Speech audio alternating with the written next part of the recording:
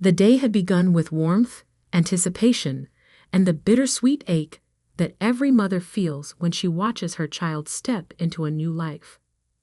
My son Daniel's wedding was not just another event. It was the culmination of years of sacrifices, struggles, and hopes I had carried since the day I first held him in my arms. The banquet hall shimmered under golden chandeliers, their light bouncing off the polished cutlery and sparkling glasses. A string quartet played softly in the corner, their notes weaving through the hum of conversation, laughter, and clinking dishes. I had chosen my outfit with great care, a deep navy gown that gave me dignity without drawing too much attention, and around my neck I wore the delicate silver locket my late husband Richard had given me on our 20th anniversary. Inside, it was a faded picture of the three of us, Richard, Daniel, and me, taken in the small backyard of our old house. It was my private reminder that even though Richard couldn't be here, a part of him was watching. My chest swelled with pride and melancholy as I looked around at the crowd of 130 guests gathered to celebrate my son's happiness. The first toast had just been given. Glasses were raised, the clink of crystal filling the hall, laughter breaking like waves on the shore.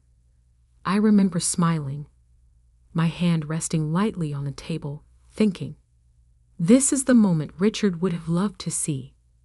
Daniel stood beside his bride, Rebecca, their hands clasped, both faces shining under the glow of celebration. Then, like a thunderclap on a cloudless day, it happened. Rebecca suddenly pushed her chair back, the scrape loud enough to silence the laughter around her. She rose with a deliberate confidence, her dress shimmering as she moved. Her expression, however, was not that of a blushing bride or grateful daughter-in-law. Her eyes, sharp and unyielding, cut through the crowd until they landed squarely on me. And then her voice, piercing, rang out over the music and chatter. Margaret, give me the keys to your apartment. Right here. Right now. For a second, my mind refused to register what she had said. I stared at her, certain I had misheard, that perhaps the noise of the hall had twisted her words, but the silence that fell across the room told me otherwise. Forks hovered above plates. Guests turned in their seats, frozen mid-conversation. Even the quartet stopped, bows suspended on strings. 130 pairs of eyes shifted to me, waiting, as though I had been thrust onto a stage without warning. My hands trembled beneath the table. Heat rushed to my face, not from embarrassment at first, but from disbelief. My apartment keys? In this moment of joy, in the presence of family and friends, how could she possibly bring this up? Surely she must be joking, or drunk, or overwhelmed by nerves. But her gaze never wavered. Her chin was lifted in challenge, her mouth set in a firm, expectant line. Don't make me repeat myself, she said, her tone slicing through the air like a cold blade. This is Daniel's future, and you're standing in the way. Whispers broke out at the tables nearest us. A few guests covered their mouths. Others leaned toward one another, their eyes wide with shock. I felt as if the air had been sucked out of the room. My heart pounded in my chest, each beat a heavy drum. I shook my head, my voice barely more than a whisper. Not today, Rebecca. Please. My plea was not just for myself, but for Daniel, for the sanctity of this day, for the memory we were supposed to be building. But she did not pause, did not reflect, did not show even the slightest flicker of restraint. Rebecca's heels clicked against the marble floor as she strode toward me, her steps deliberate, her face twisted with determination. I rose halfway from my chair, instinctively bracing myself, my hands raised slightly in a gesture of peace. Before I could step back, her hand flew. The slap came swift and sharp, the sound reverberating like the crack of a whip. Pain seared across my cheek, white-hot and immediate, but the true wound sank deeper into my very soul. Gasps erupted through the hall. A woman at the next table let out a small scream. Someone's glass slipped from their fingers and shattered against the floor. I clutched the edge of the table to steady myself, my vision blurring as my body swayed under the weight of humiliation. I saw Daniel then, his face pale, eyes wide, lips parting in shock, but he didn't move. He didn't reach for me. He didn't say a word. Tears welled in my eyes, but I forced them back. I would not cry. Not here. Not in front of her. The sting on my cheek pulsed in time with my heartbeat, each throb a reminder of what had just happened, not just the physical act, but the audacity, the cruelty, the public stripping of my dignity on the very day meant for unity. I straightened slowly, my body trembling, but my spine stiffening with resolve. Around me, the room buzzed with whispers, speculation, pity, and shock. I heard my name murmured like a question, like a prayer. But inside me, something heavier settled, a storm beginning to gather, quiet but fierce. The wedding had been meant to bind two families together. Instead, in a single moment, Rebecca had declared war. The silence stretched across the hall like a heavy curtain, suffocating and unyielding. Guests shifted in their chairs, the scrape of wood against tile loud in the stillness. A few lowered their eyes to their plates, pretending to be absorbed in the untouched food before them, as if ignoring the scene unfolding could erase it from memory. Others whispered in hushed tones, words I could not make out, but whose intent was clear.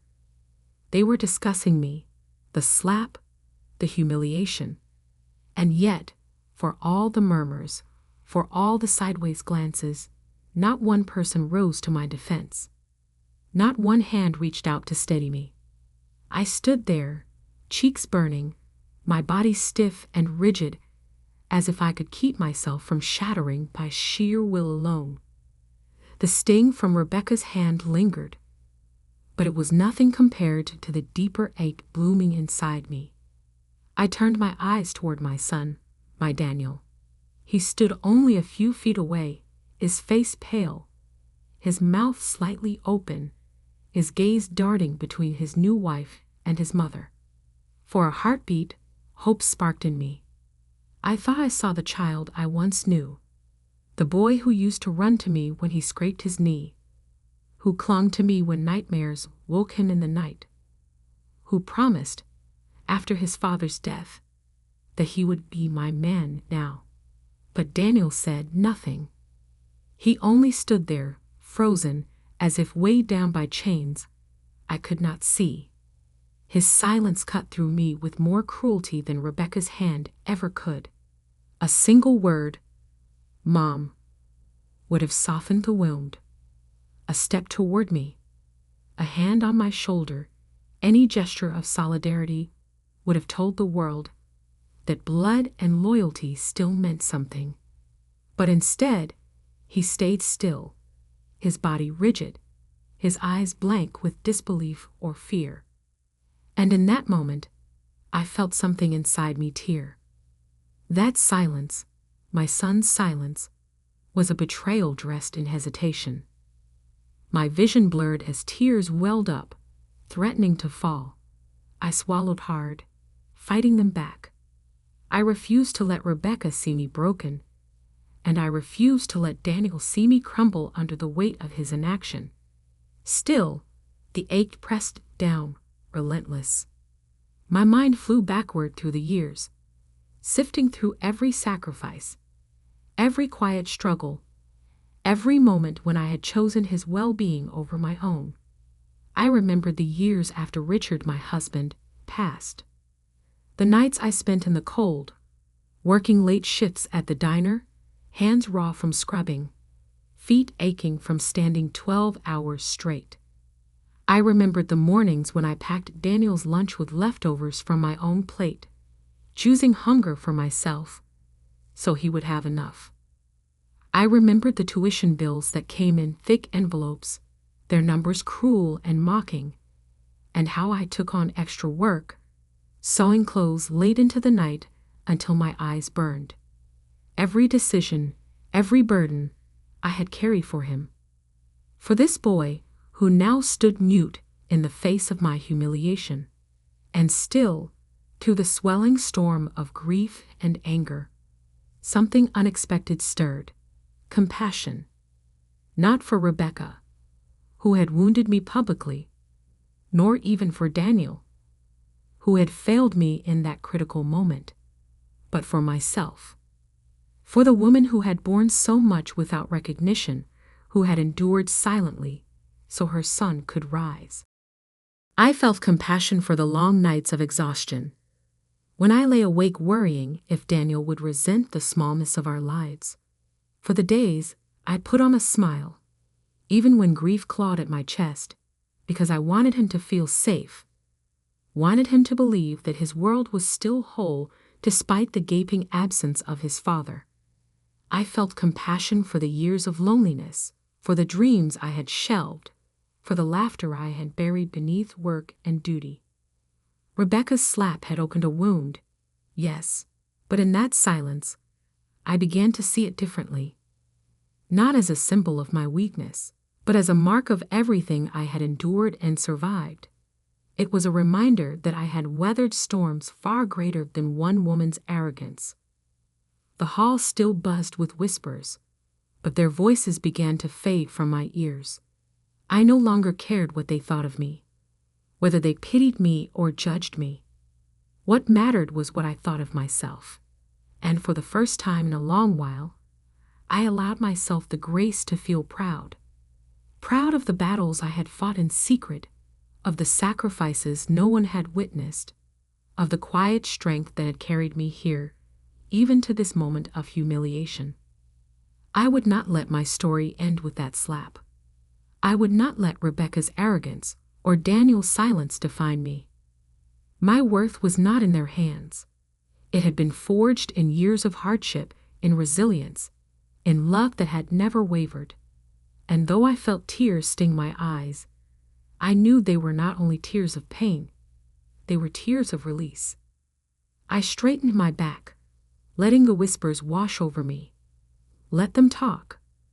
Let them wonder. They could never know the depths of what I had endured, or the strength it had taken to stand here, still unbroken. In that silence, I found something greater than shame. I found compassion for the woman I had been, for the woman I still was, and for the woman I would continue to be. The moment I stepped out of the hall, the air struck me like a plunge into cold water, crisp, sharp, and almost metallic in the night. It cleansed my lungs, but did nothing to soothe the fire raging inside me. My heels echoed against the marble floor with a rhythm that betrayed my state of mind. Furious, deliberate, unbroken, each step was a drumbeat of my pride bleeding, my dignity aching, but my spirit hardening into steel. The night sky above the venue was freckled with stars, indifferent to the chaos that had erupted inside.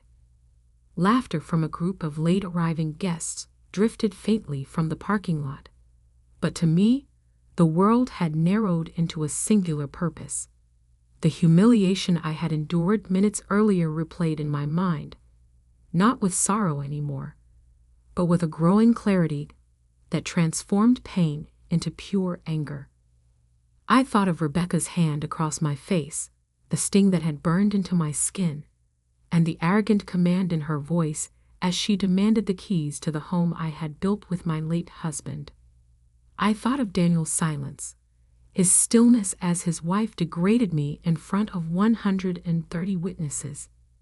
The silence had almost broken me, but instead, it crystallized into something unshakable. It was not enough to stand tall, not enough to pretend I was unaffected. I had to show Rebecca, and perhaps even my own son, that my life, my home, and my dignity could not be seized like spoils in a war. I stepped into the shadows outside, where the yellow glow of the venue lights met the darkness of the night. My hand reached into my small clutch, fingers closing around the cool, familiar weight of my phone. The decision came swiftly. There was no hesitation, no second guessing. I dialed the number I had guarded for years like a secret weapon, reserved for the moment I always feared might come, the moment my sacrifices, my home, my legacy were threatened. When the line connected, my voice did not waver. It carried no tremor, no weakness, only a steady current of fury honed into resolve. "It's time," I said. 2 words. That was all. The man on the other end didn't need more. He had been waiting for this call, prepared for years to defend me against exactly this kind of betrayal. As I ended the call, I caught my reflection in the glass doors of the hall. My face was flushed, my cheek still swollen from the slap, but my eyes were alive with a fire I hadn't seen in myself for decades. I saw not the weary widow who had carried burdens alone, not the aging mother overshadowed by her son's new family, but a woman forged by loss, survival, and sacrifice. And that woman was ready for battle. The 30 minutes that followed stretched like hours. I remained outside, pacing the edge of the garden, listening to muffled bursts of music and laughter trickle from the hall. Each note only fueled the storm in me. Did they all forget already? Did they think my silence meant surrender? Let them laugh. Let them celebrate. I would return, not as the humiliated mother-in-law, but as a force Rebecca never anticipated. Finally, the moment arrived. The doors of the banquet hall swung open with a sharp creak, and in stepped a man whose presence alone shifted the air in the room. Tall, broad-shouldered, dressed in a perfectly tailored charcoal suit, he carried authority like a cloak. Every guest turned toward him instinctively, whispers spreading like wildfire through the crowd. Some craned their necks to see who he was. Others shrank back, sensing a change in the atmosphere, but not yet knowing its cause. Rebecca's smirk. Oh, that smug little smirk she had worn since striking me, faltered as her eyes locked on the newcomer. Her confidence cracked at the edges, her jaw stiffening in forced composure.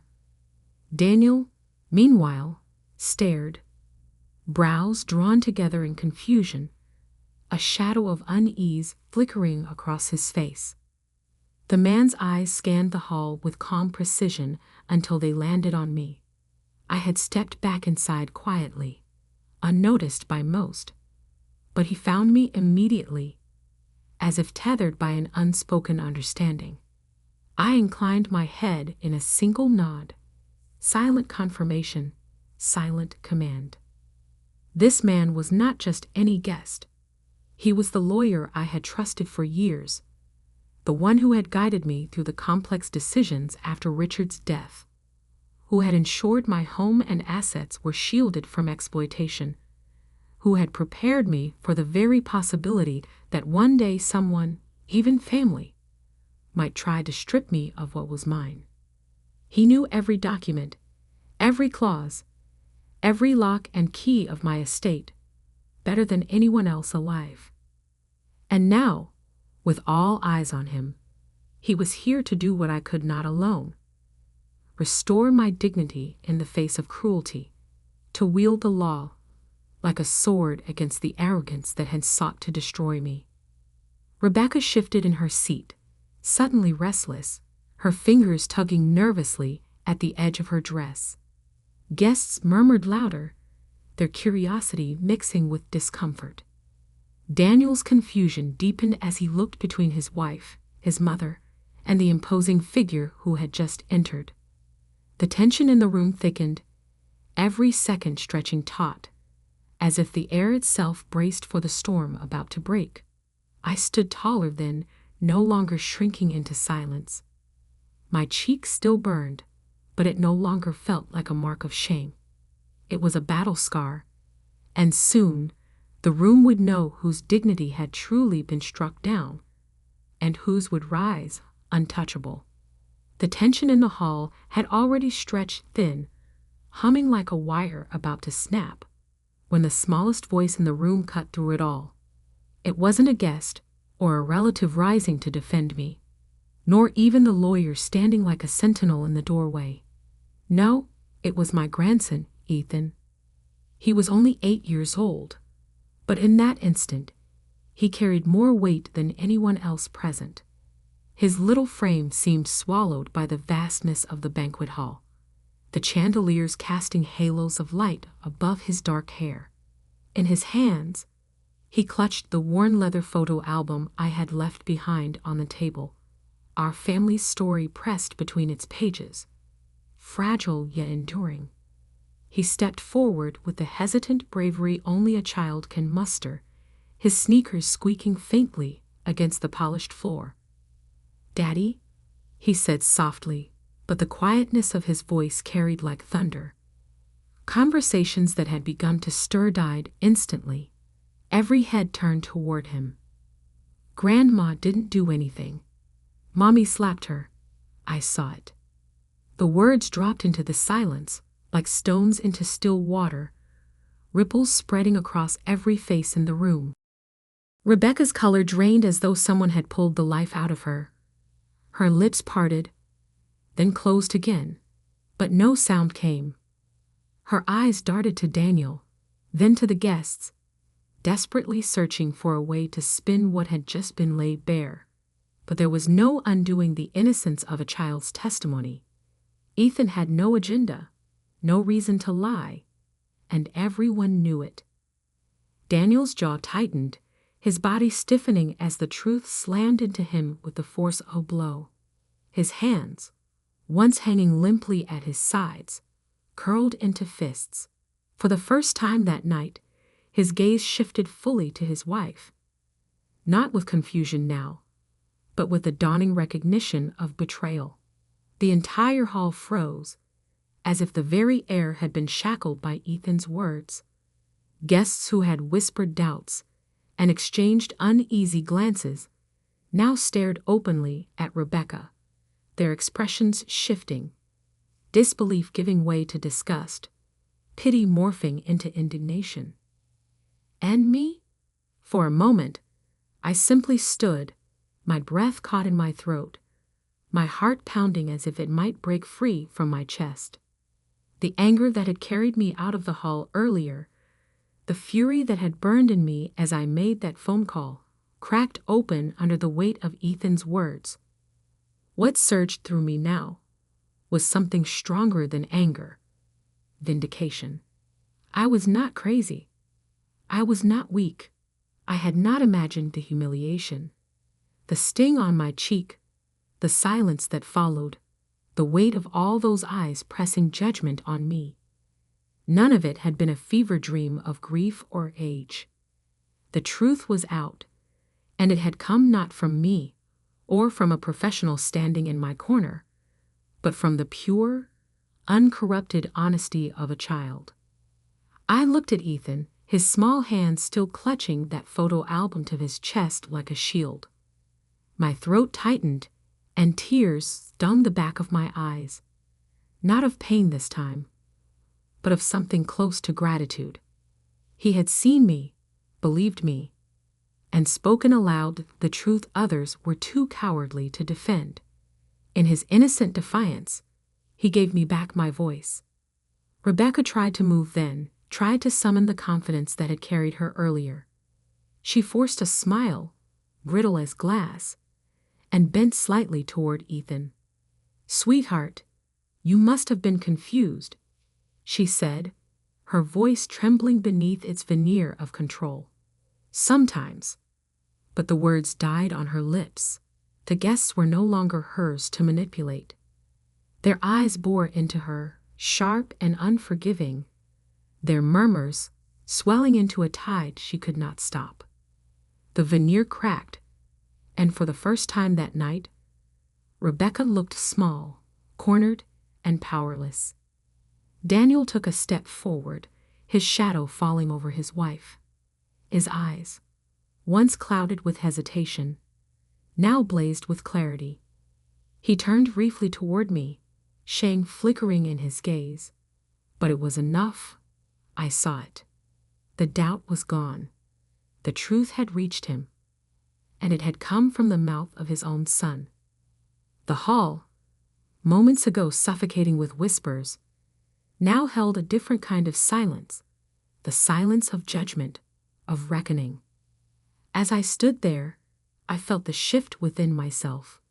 The humiliation had not vanished. The sting of that slap would live in me for a long time. But I was no longer its prisoner.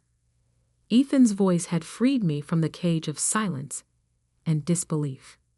In that instant, I remembered who I was.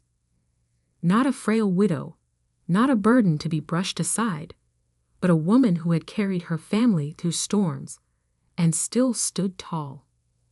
Vindication coursed through me, solid and unshakable. The truth had been laid bare for all to see.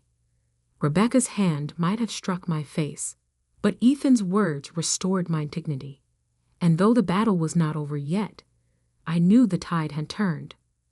Rebecca's transformation happened before my very eyes, and I savored every second of it. The woman who only an hour earlier had strutted into that hall as if she owned it, the bride cloaked in arrogance, flushed with victory before any battle had begun, was unraveling thread by thread. Her bravado, once as sharp and cutting as the slap she had dealt me, withered under the weight of truth. Her cheeks, painted with pride when she had humiliated me, now burned crimson with shame. Her hands, which had risen so confidently against me, trembled against the folds of her dress. For the first time that night, Rebecca looked small, diminished, not the conqueror she fancied herself, but the pretender exposed before her audience. The air in the hall shifted.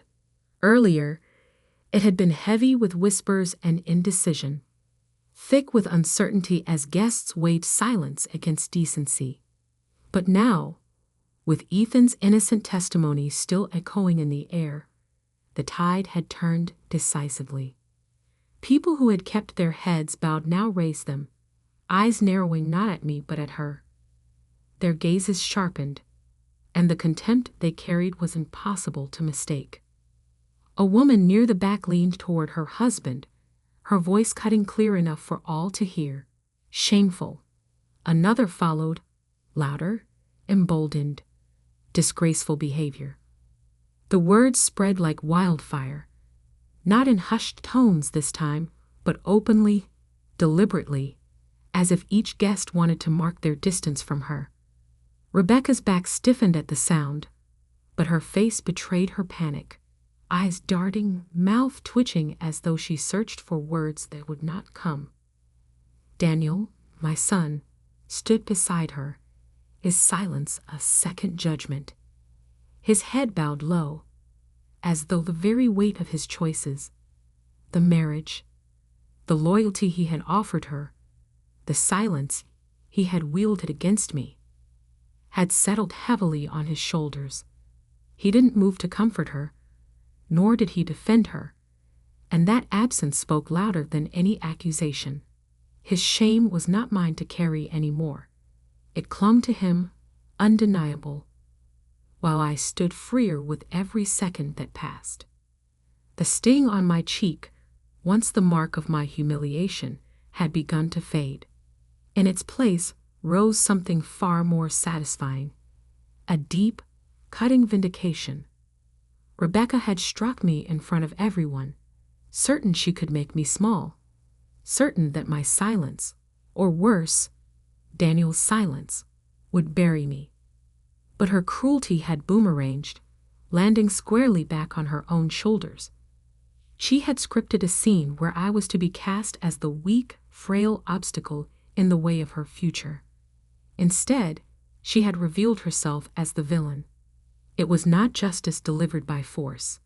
It was justice delivered by her own hand, and there was no sweeter flavor than watching her choke on it.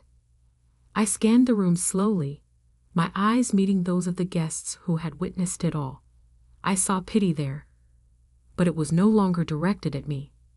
I saw anger, disgust, and disbelief, and all of it was aimed at her. Some shook their heads openly, unwilling to hide their disdain. Others whispered in sharp tones, voices laced with derision. I could see Rebecca shrinking beneath their judgment, her chin trembling as if she were fighting tears, though she had no sympathy to expect here. The quartet in the corner shifted uncomfortably, their instruments resting limp in their laps. They too had been witnesses, and their silence pressed as heavily as the murmurs around them. Even the staff carrying trays of champagne slowed their steps, unwilling to break the spell of the moment. And me? I stood taller. My body still ached with the aftershock of the night, but my spirit swelled with strength I hadn't felt in years. I was no longer the humiliated mother-in-law, the widow forced to endure cruelty in silence. I was a woman whose dignity had been tested, whose worth had been doubted, but who had risen not by shouting, not by striking back, but by letting the truth unfold in its own time. I let myself savor the sight of her collapse. The same Rebecca who had looked me in the eye, full of entitlement, and demanded my keys now avoided every gaze in the room. She couldn't meet their eyes. She couldn't meet mine. Every tremor in her hand, every flicker of panic across her face, was a repayment for the stain she had left on my cheek. This was the justice she had written for herself. She wanted me diminished, broken, a relic to be swept aside. Instead, she had reduced herself to a spectacle of shame, her name whispered not with admiration, but with scorn. As I stood in the glow of chandeliers and judgment, I realized something important. Sometimes revenge does not require striking back. Sometimes the sweetest justice comes when the one who sought to destroy you builds their own downfall brick by brick, then watches it collapse on their head while the world looks on. Rebecca wanted me humiliated. Instead, she had humiliated herself. And I, the woman she tried to bury, stood in that hall not as her victim, but as her witness. The wedding had ended in chaos, but life does not pause for broken vows or public shame. In the days that followed, the echo of that night lingered in every corner of my mind. I replayed it as one might revisit a scar in the mirror, tracing its outline, remembering the pain, but also recognizing the strength it testified to. Daniel was the first to come to me. He knocked on my door the morning after, his voice soft, hesitant, like the boy he once was. When I opened it, his face was drawn, the joy of his wedding erased by regret. "Mom," he said, his voice cracking on the word, "I am so sorry." He repeated it again and again, each apology heavier than the last, as though by piling them one upon the other, he could build a bridge strong enough to reach me. I listened. I let him pour out his guilt, his shame, his explanations. He admitted that love had blinded him, that he had chosen silence out of fear, that he had let the woman he married turn him into a coward. His tears stained the wooden floor of my hallway, and for a moment, I saw not the man who had failed me, but the child who had once clung to my hand in crowded rooms. Forgiveness did not come easily, but it came. Not because the wound was small, it wasn't, but because I understood what it meant to be blinded by love. I had once been young too, and I remembered how I had defended Richard even when others doubted us. Daniel's weakness was not born of malice. It was born of devotion misplaced, and that was a sin I could find compassion for. But with Rebecca, forgiveness was impossible. After that night, her presence in Daniel's life diminished rapidly. She tried to salvage appearances at first, plastering on smiles that fooled no one, but the whispers followed her everywhere. Her name, once spoken with curiosity or admiration, became a hushed reminder of disgrace. She could not stand the weight of her own exposure. Within weeks, she left. Some said she went back to her parents' home. Others whispered of a move across state lines. For me, it did not matter. Her absence was the final justice. As for me, I remained where I had always been, in the home Richard and I had built. That house was more than brick and mortar. It was the vessel of our lives, filled with the echoes of laughter, arguments, and late-night confessions. I walked its halls now, with a renewed sense of belonging. Each room carried a memory, and each memory reminded me that what Rebecca had tried to seize was not simply property, but history, my history. She could not steal that. Yet something about the house had changed after that night. The walls seemed sturdier, the air lighter, the very foundation firmer under my feet. It wasn't the house itself that had shifted, but what it represented. No longer just a place where I lived, it had become proof that dignity, once defended, could transform a space into a fortress. Every picture frame, every piece of furniture seemed to whisper the same truth. You endured, and you prevailed. At times, when I sat in the quiet of my living room, I thought of the slap. I could still remember the sting of Rebecca's palm against my cheek, the sharp heat of humiliation. But even that memory had changed. What once felt like a wound now felt like a mark of passage. The moment when silence was broken, when truth asserted itself, when I reclaimed my voice after years of burying it beneath sacrifice. Neighbors came by, some under the guise of offering congratulations on the wedding, though their eyes betrayed their curiosity about the scandal. I welcomed them with tea, speaking calmly, not embellishing, not dramatizing. I didn't need to. The truth had already spoken loudly enough. What struck me most was the respect I saw in their eyes. Not pity, not sympathy, but respect. They saw me not as the woman humiliated at a wedding, but as the woman who stood her ground and let truth win the fight.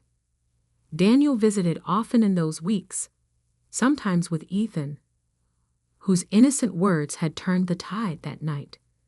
I would watch my grandson flip through the photo album he had clutched in his hands like a weapon of truth, his little fingers tracing the pictures of family that had endured loss, love, and now betrayal.